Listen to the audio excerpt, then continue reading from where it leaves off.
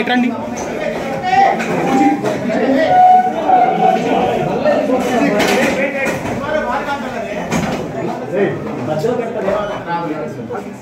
తీసుకుంటే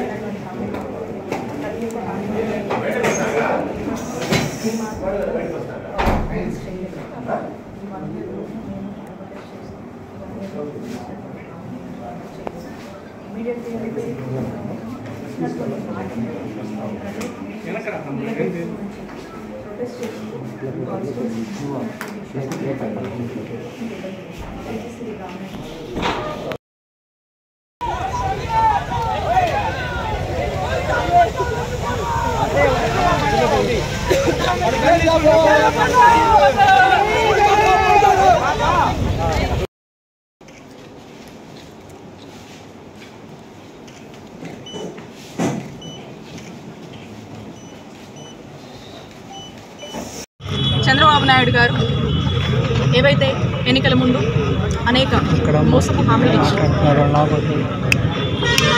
ప్రజల్ని ఏ విధంగా మోసం చేస్తున్నారు, ఇప్పటికీ కూడా ఇచ్చినటువంటి సూపర్ 6, సూపర్ 7 ఏ హామీ కూడా నెరవేర్చలేదు. ప్రజల్ని ఈ ఏడాదిగా మోసం చేస్తున్నారు. ఓటు పొడిసింది ఈ కూటమి ప్రభుత్వం.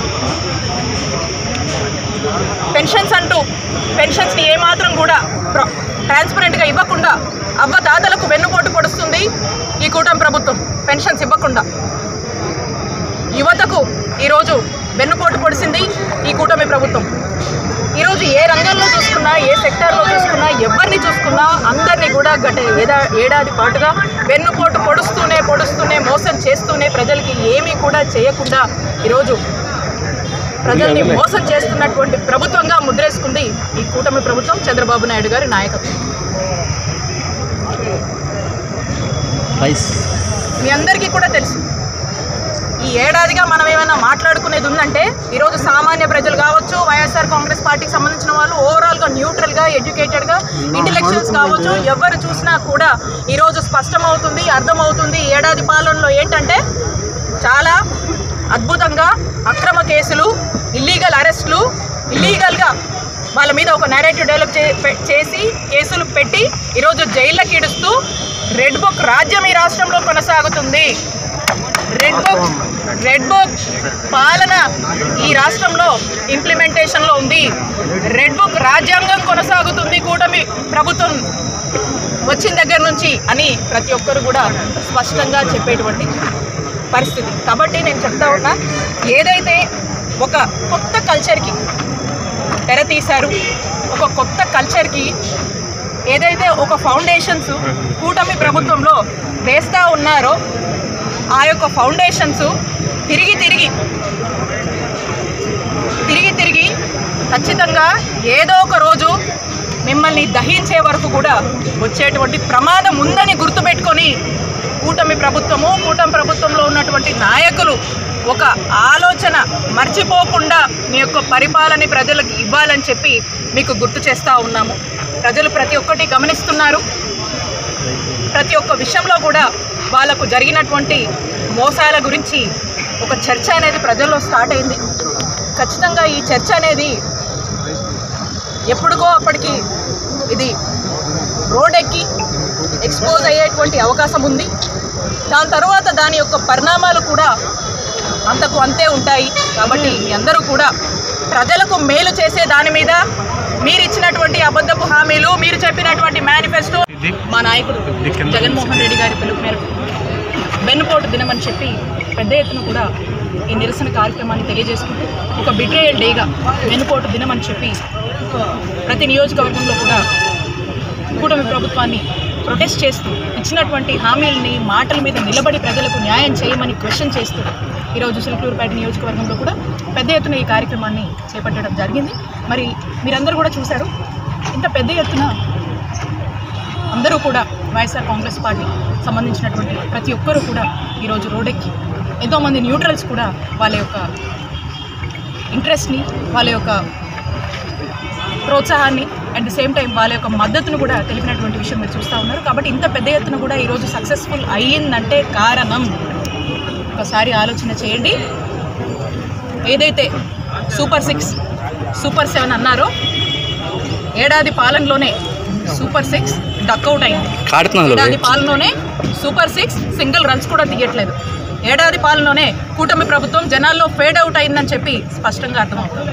దానికి ఇంతమంది జనం వచ్చి ఈ కార్యక్రమాన్ని ఈరోజు ఈ వెన్నుపోటు దినాన్ని అండగా నిలబడి ప్రొటెస్ట్ చేస్తూ రోడ్డెక్కారంటేనే స్పష్టంగా ఈరోజు ఈ కూటమి ప్రభుత్వ పరిస్థితి, ఈ కూటమి ప్రభుత్వం యొక్క పాలన పరిస్థితి ఏంటనేది ఈరోజు అర్థమవుతా ఉంది. అట్ ది సేమ్ టైం మనం చూస్తూ ఉన్నాము, సూపర్ 6 అన్నారు, సూపర్ 7 అన్నారు, అనేక మాటలు చెప్పారు. ఈరోజు ఎంతోమంది ఆశతో ఇచ్చినటువంటి హామీల గురించి ప్రజలు అన్ని వర్గాల వాళ్ళు ఎదురు చూస్తూ ఉన్నారు. ఆడబిడ్డనిదని చెప్పి 1500 చొప్పున ఇస్తానన్నారు కదా ఆడబిడ్డలకు. ఈరోజు ఎంతోమంది మహిళలు ఎదురు చూస్తూ ఉన్నారు. పెన్షన్లని ఆ అవతాతలకు ఆశ పెట్టారు కదా, 50 ఏళ్ల నుంచే పెన్షన్ ఇస్తామని ఆ అవతాతలు కూడా ఈ రోజున ఆ పెన్షన్ ఎప్పుడు వస్తుందా అని ఎదురు చూస్తూ ఉన్నారు. అలాగే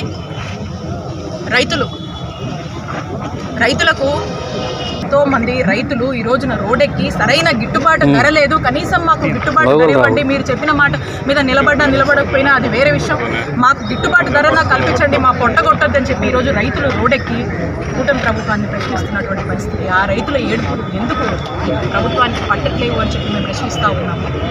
అలాగే ఈరోజు ఆరోగ్యశ్రీని ఏదో ప్రైవేట్ ఇన్సూరెన్స్ కంపెనీ మోడల్స్ అని చెప్పేసి ఈ రోజున ఆ మాడ్యూల్స్ ఏవో అని చెప్పేసి ఈరోజు ఆరోగ్యశ్రీ సరిగా అమలు లేక ఎంతోమంది ప్రజలు ఇబ్బంది పడి ఈరోజు చనిపోతున్నటువంటి పరిస్థితులు ఈరోజు రాష్ట్రంలో నెలకొన్నవి. ఎందుకు ఈ కూటమి ప్రభుత్వానికి ఈ యొక్క అనారోగ్యంగా ఉన్నటువంటి ఈ ప్రజల బాధలు పట్టట్లేవు, వాళ్ళు కనీసం చనిపోతున్నటువంటి పరిస్థితుల్లోకి వెళ్ళినా కూడా ఇంత కూడా మీకు బాధ అనిపించట్లేదు అని చెప్పి ఈరోజు వైఎస్ఆర్ కాంగ్రెస్ పార్టీ ప్రశ్నిస్తాము.